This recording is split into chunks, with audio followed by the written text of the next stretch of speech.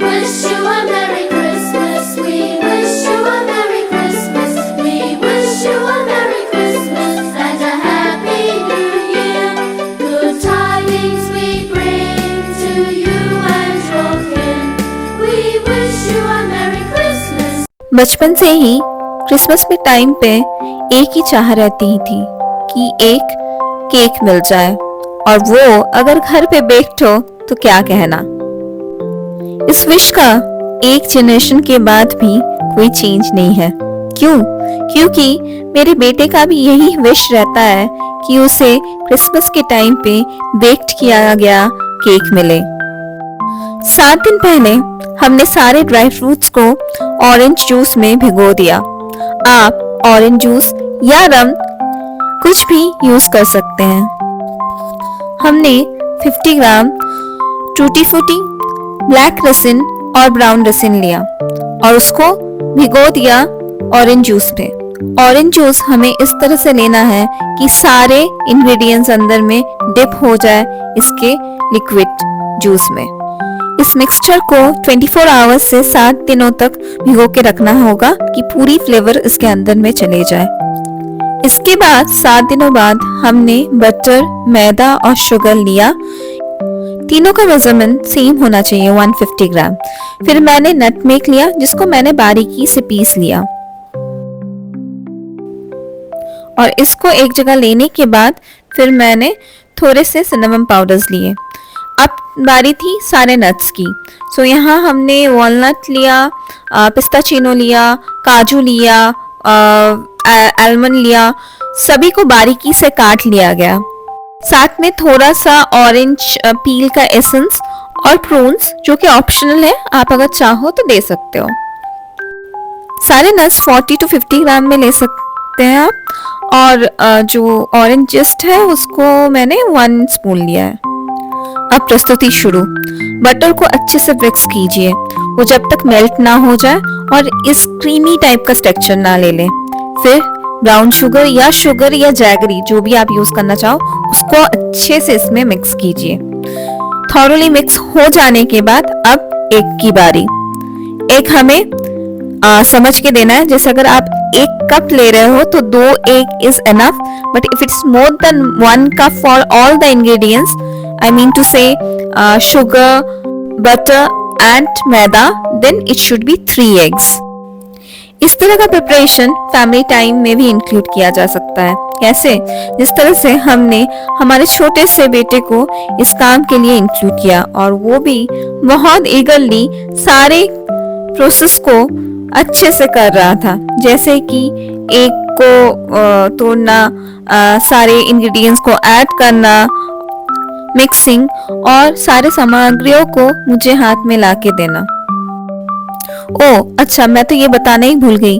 पहले हमें orange just को ऐड करके थोड़ा मिक्स कर लेना है, और उसके बाद सारे नट्स को इस मिक्सचर में डालना है। और देखिए बदमाशी, वो अब वहां से लेके खाना भी स्टार्ट कर दिया है।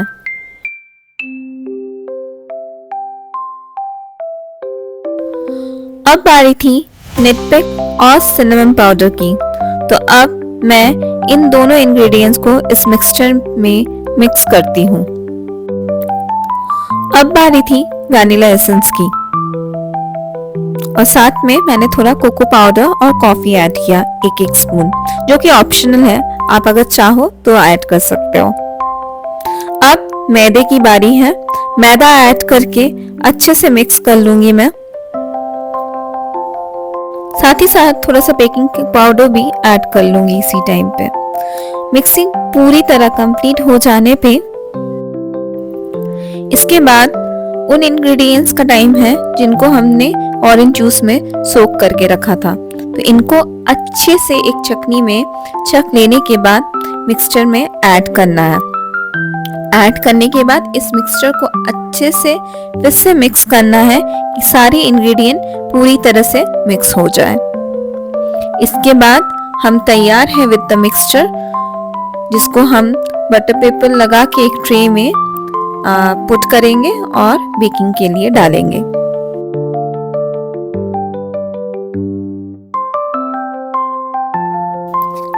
हमारा ट्रे तैयार है।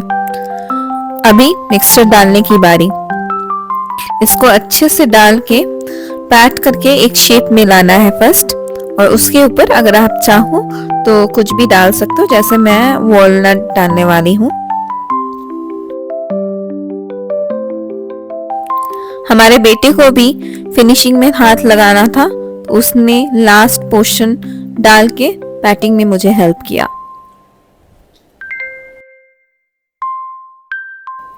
अब मैं वॉलनट्स को अरेंज कर लूंगी अच्छे से।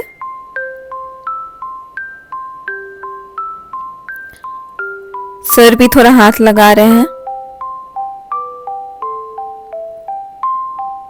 अब ओवन की बारी। ओवन को मैंने 180 डिग्री सेल्सियस में 10 मिनट्स के लिए प्री हीट करके रखा है। मोस्टली 50 मिनट्स टू 1 आवर में केक बेक हो जाता है, तो मैं जनरली 40-45 मिनट्स के बाद से एक बार करके चेक करना स्टार्ट कर देती हूँ। You can do that after 50 minutes as well. तो मैं बीच में निकालती हूँ और एक बार किसी चाकू से या छोटा अगर आपके पास कोई टूथपिक या कुछ भी हो तो उससे चेक कर सकते हैं कि अंदर बेक्ड हो गया है कि नहीं। Now it is baked and so we are ready with the fruit cake. आप अपने घर पे इसको जरूर ट्राई कीजिए और एंजॉय कीजिए अपने फैमिली के साथ। ये किसी भी ब्रांड से कम टेस्टी नहीं लगेगा आपको। Hope you like the video. Please do like, comment and subscribe. Bye for today. Meet you in the next video. Merry Christmas to you all.